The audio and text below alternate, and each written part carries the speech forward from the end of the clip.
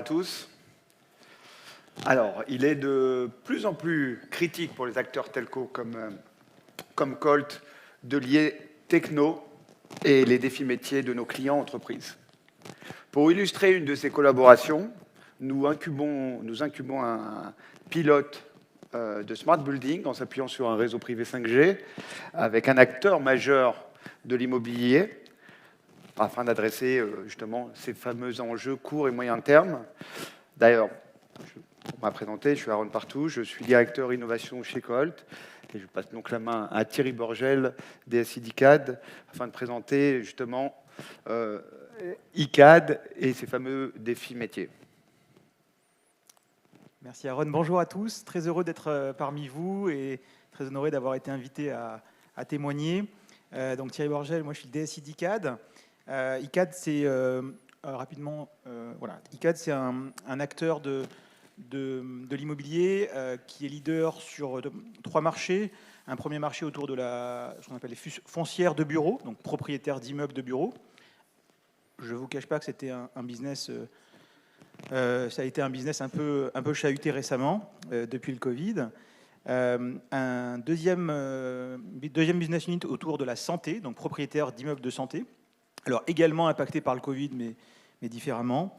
Et un acteur de la promotion immobilière, et là encore impacté par le Covid, évidemment. Donc vous voyez un peu les chiffres d'ICAD. Peut-être à retenir, c'est que c'est un acteur qui est leader en France et qui est également avec un actionnariat stable, notamment autour de la Caisse des dépôts et du crédit agricole, assurance. Alors, peut-être, voilà.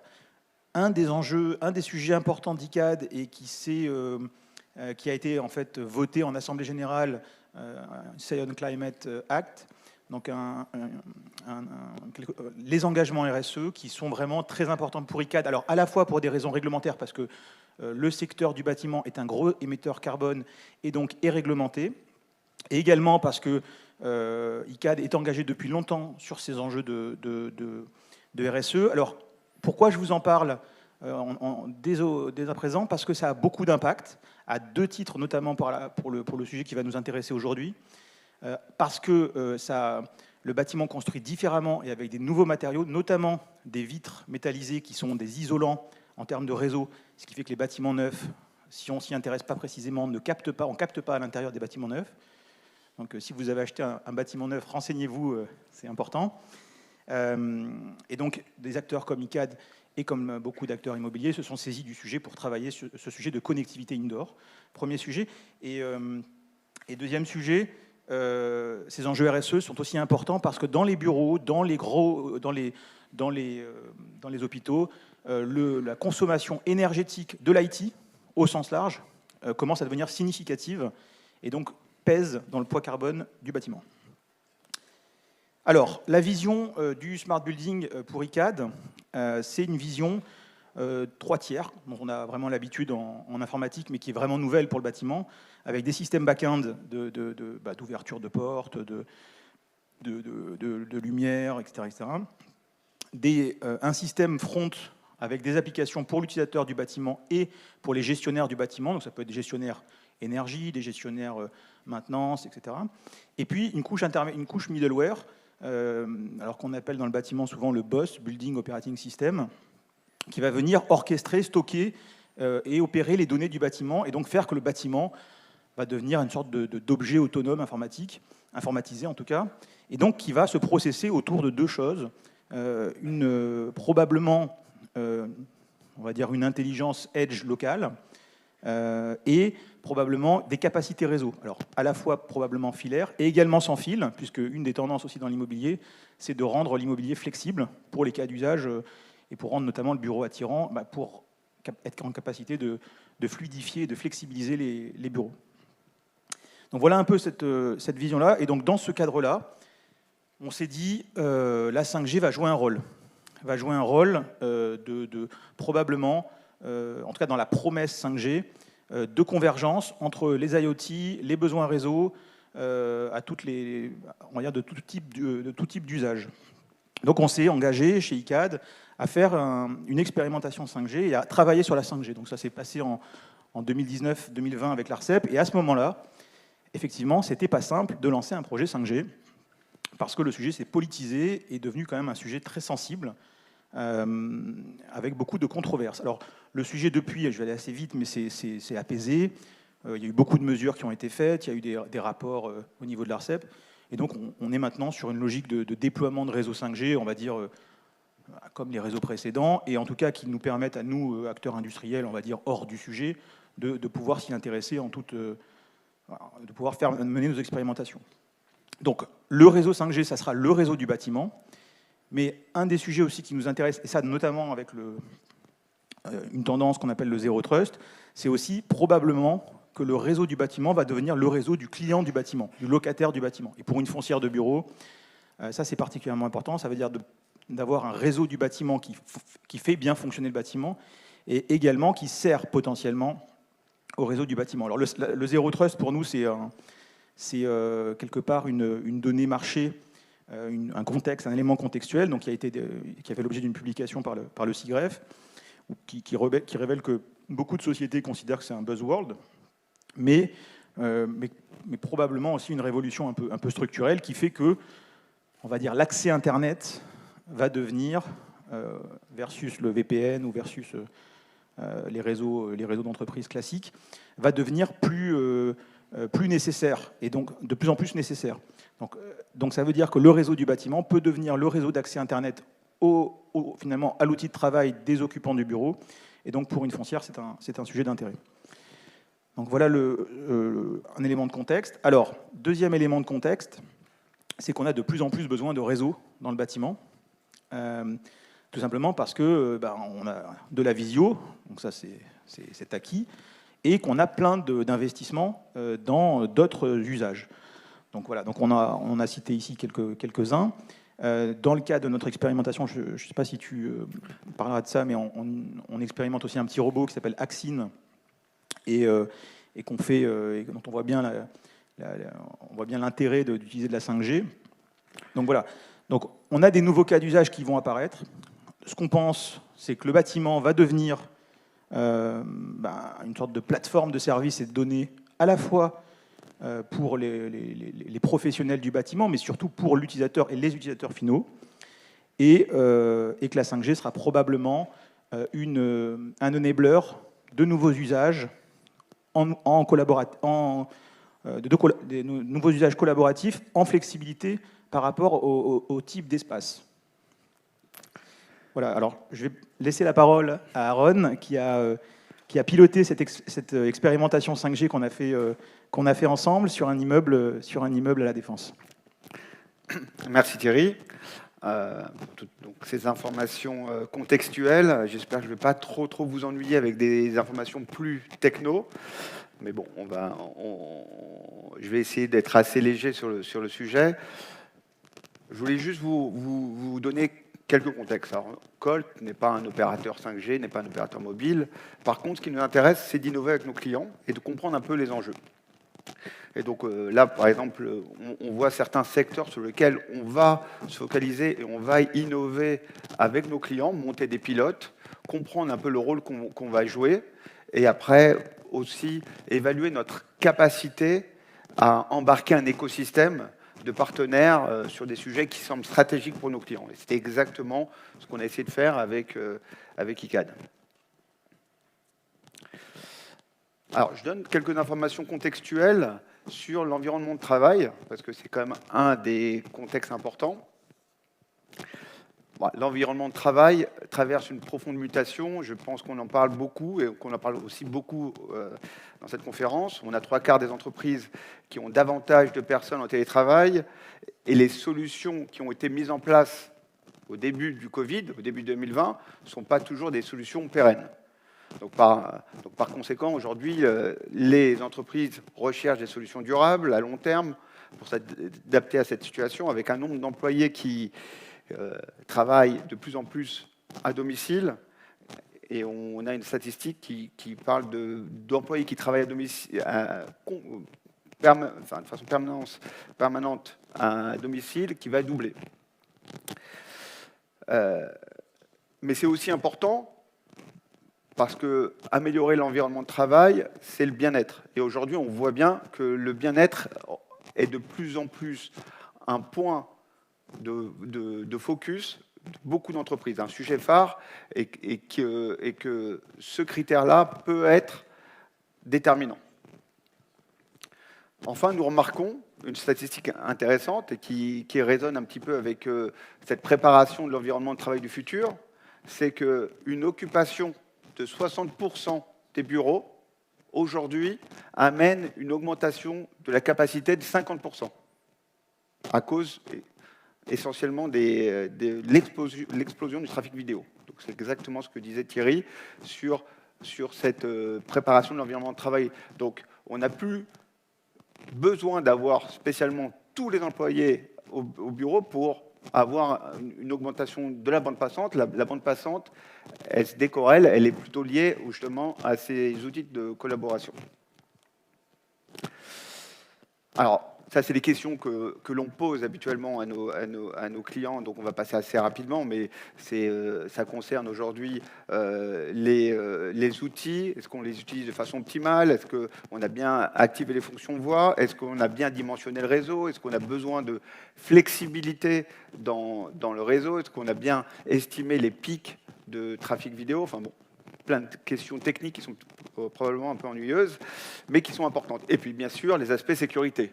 Encore une fois, pour faire un lien avec le Zero Trust. Est-ce qu'on a la bonne visibilité sur les télétravailleurs? Est-ce qu'on déplace des systèmes de données critiques vers le cloud et ainsi de suite? Donc tout ça, c'est des enjeux compliqués pour des entreprises qui ne sont pas toujours spécialistes. Je reviens à ce que je disais au départ, lié techno, défi métier. Ça devient de plus en plus important, et des deux côtés.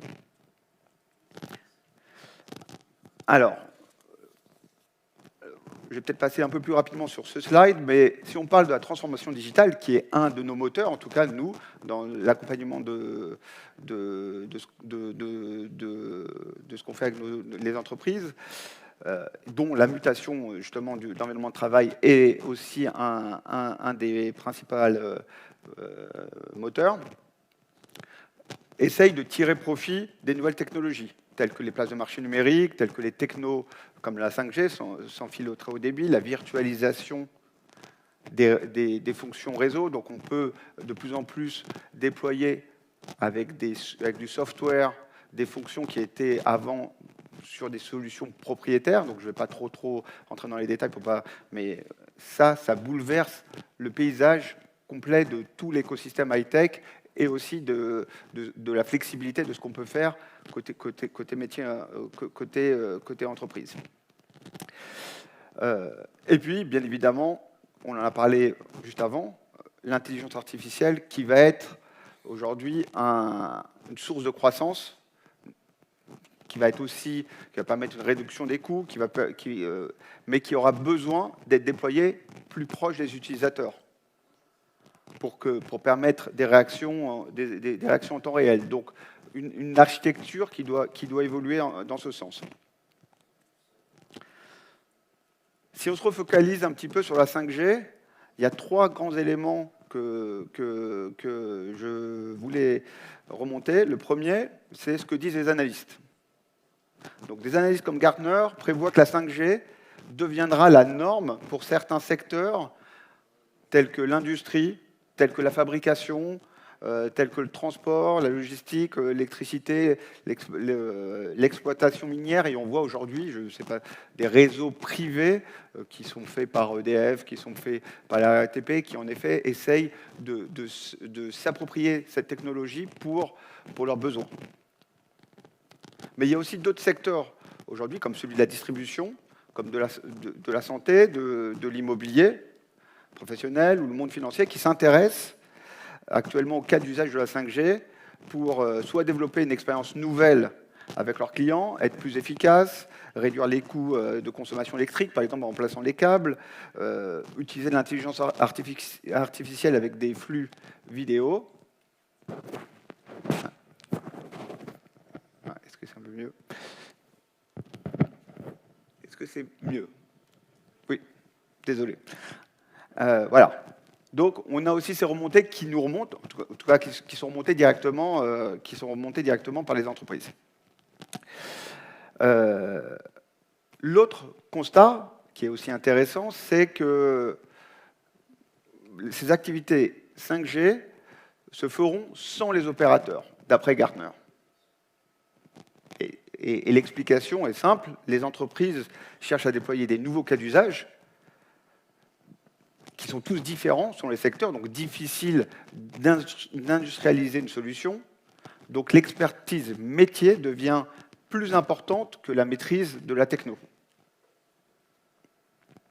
Enfin, on peut remarquer que les pouvoirs publics, avec par exemple une initiative franco-allemande qui a lancé 2 appels à projets pour pousser la 5G, la 6G, notamment pour moderniser notre industrie et rester compétitive. Donc, essaye de stimuler des cas d'usage. On a notre régulateur, l'ARCEP, qui a ouvert un nouveau guichet très récemment pour justement tester la 5G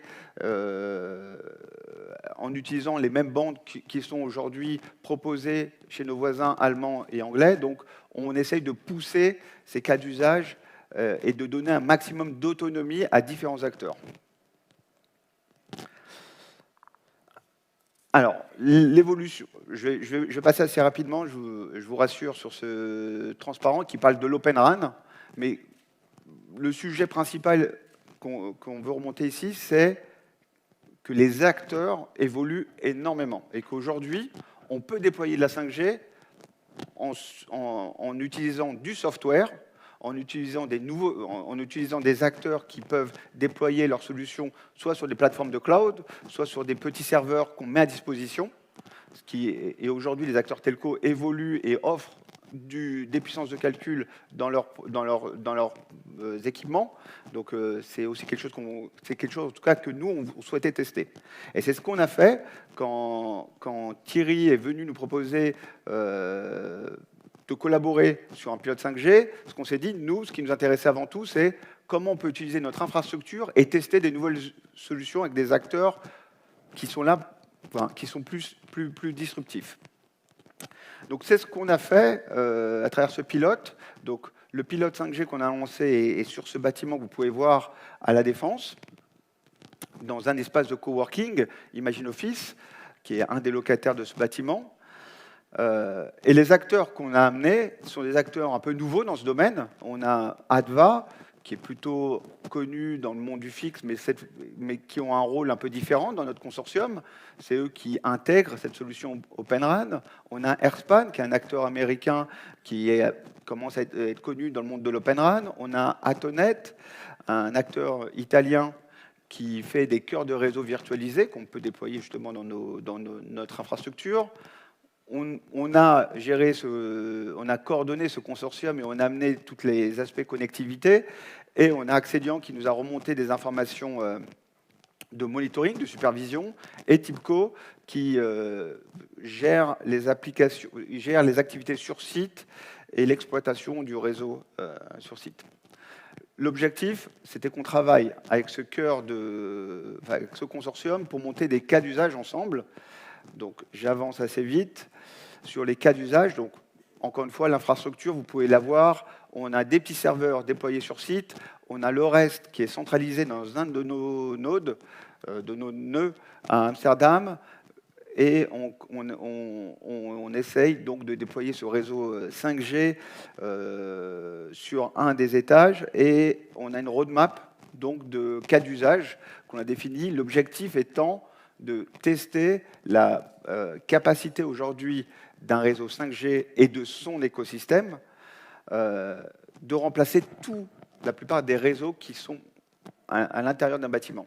Donc les réseaux qui gèrent les équipes de sécurité, les services de téléphonie qu'on met à disposition des employés et des visiteurs, être capable aussi de mesurer la consommation électrique à travers des capteurs, parce que l'engagement environnemental est aussi important et de plus en plus important, et notamment était très important pour ICAD, offrir une connectivité premium. Et en effet, on travaille aussi avec une petite start-up du sud de la France, Axine, pour faire de l'assistance à distance. Donc ça, c'est l'objectif. C'est pas toujours simple parce que l'écosystème n'est pas encore très mature. Donc on avance par rapport à l'écosystème aujourd'hui que l'on trouve sur la 5G. On a 2 cas d'usage que l'on a déjà déployés. Le premier, c'est de se servir de hotspot 5G pour retirer un maximum de câbles à l'intérieur du bâtiment. Donc on a des petits hotspots qui nous permettent à la fois d'offrir de la connectivité premium aux utilisateurs, mais aussi de connecter des capteurs, en tout cas d'apporter de la connectivité aux capteurs ou raccorder n'importe quel équipement avec des ports LAN. Donc ça, à partir du moment où on a déployé le réseau 5G, il suffit juste d'utiliser les modems, enfin ces hotspots. Deuxième cas d'usage, c'est travailler en effet avec les startups, donc comme Axine, qui viennent avec leurs robots, qui nous apprennent à nous en servir, donc et d'exploiter ce robot dans différents scénarios. On a un scénario de levée de doute, on a un scénario de conciergerie à distance, on se sert aussi de ce robot pour faire des visites de l'espace de coworking pour des potentiels clients. Voilà. Après, on essaye d'identifier un maximum de cas d'usage avec l'écosystème qu'on arrive à intégrer. Donc c'était tout dans ce que je voulais et ce qu'on voulait vous présenter. Je ne sais pas si vous avez des questions, sinon on a peut-être une petite question que, en tout cas, moi, que je souhaiterais poser à Thierry, si on a encore un peu le temps. Je voulais parler notamment du bâtiment qui devient de plus en plus une plateforme de services et de données. Quels sont les principaux enjeux de cybersécurité que vous voyez aujourd'hui chez ICAD, et voilà. Et quelles sont la sensibilité aujourd'hui concernant la propriété de ces données que génère le bâtiment? Alors, ça c'est intéressant, c'est notamment pour la population qu'on est aujourd'hui. On a un secteur bâtiment qui est très brick and mortar, hein, c'est le cas de le dire. Et on voit bien, là, la vision cible, c'est d'avoir un objet informatique. Autonome, puisque le bâtiment doit continuer à marcher, hein, même sans réseau extérieur, mais pour autant connecté, évidemment, pour les besoins des utilisateurs et pour les besoins également du bâtiment. Et donc vont se poser les problématiques de cybersécurité. Donc on est aujourd'hui, l'état des lieux en cybersécurité sur le bâtiment, c'est comme ce sont des systèmes très verticaux. Je prends par exemple l'exemple de la vidéosurveillance, où on a des caméras de surveillance dans beaucoup de bâtiments. C'est des systèmes qui sont très verticales et peu raccordés au système. À partir du moment où effectivement on va raccorder les systèmes de sécurité à ce fameux edge, ce fameux boss, au smart building, va se poser des questions de cybersécurité beaucoup plus prégnantes. Alors, ce sujet, on l'adresse de 2 manières. Première manière, c'est on est en train côté ICAD, de faire des états des lieux de nos systèmes, de faire remonter les cahiers d'exigence aux prestataires sur les sujets de cybersécurité. Ça, c'est le sujet gérer le parc. Puis il y a le deuxième sujet, c'est les nouveaux flux. Alors, dans les foncières, on renouvelle pas le flux de bâtiments de manière très... comment dire, ça prend beaucoup de temps, quoi. Je n'ai pas les ordres de grandeur de délai de renouvellement d'un parc immobilier, mais c'est vraiment de nombreuses années. Donc, sur le flux de nouveaux immeubles, là, ce qui émerge, c'est plutôt une stratégie de label. Donc, on a des labels, notamment un label qui s'appelle R2S, un label Ready to Services, qui est un label qui est sectoriel, hein, au bâtiment, qui est promu par la Smart Building Alliance. Il y a également d'autres types de labels, hein, mais celui-là est intéressant parce que ce label R2S, il a 6 piliers. Connectivité en est un, et cybersécurité en est un autre. Donc ce label fixe un certain nombre de critères, management de la cybersécurité, gestion des mots de passe des devices, etc., mise à jour, patch, etc. Donc voilà. Donc là, on a un secteur qui est en train de s'ouvrir on va dire au digital, qui est en train de se transformer et effectivement qui est en train de s'approprier ces sujets de cybersécurité. Et effectivement, la connectivité va être clé dans cette prise en main de la cybersécurité. Et moi, je voulais juste retourner une question sur en fait, le consortium. Nous, ICAD, pour être franc, on a pris une licence expérimentale auprès de l'ARCEP, 5G, 26 GHz et 2,6 GHz, parce que c'était des licences expérimentales pas chères, et qu'on s'est dit, tiens, pourquoi pas. Et après, on a cherché à les utiliser. Et là, on a pu, quand on voit le consortium qui a été monté pour essayer de travailler quelque chose, travailler ce sujet-là et travailler un projet, comment réussir à animer un consortium aussi divers finalement? Alors, moi, je vais être assez rapide vu que le temps passe, mais en effet, c'est ça l'objectif. L'objectif pour nous, ça va être de trouver un écosystème de partenaires qui ont la motivation. Donc là, dans ce cadre-là, on a des acteurs, on a beaucoup d'acteurs qui émergent et qui sont intéressés de démontrer que leur solution fonctionne. Alors, il faut prendre le risque de prendre ces nouveaux acteurs, mais c'était un peu la règle du jeu. Donc c'était d'expliquer un petit peu qu'on aura l'occasion de traiter, pas de faire un lab pour nous, mais de faire un lab avec des utilisateurs derrière, et de tester notre capacité à intégrer cette solution. Donc c'était fascinant, c'est super intéressant, et je pense que c'est intéressant dans tous les secteurs qui ont été mentionnés, même juste avant par Georges Naon, dans tous les dans les grands nouveaux domaines, pour qu'on comprenne un petit peu comment les rôles évoluent, et les rôles évoluent énormément. Merci Thierry Borgel, merci Aaron Partouche pour avoir fait cette intervention dans le cadre de l'auditorium Barrière. Merci. Merci à tous.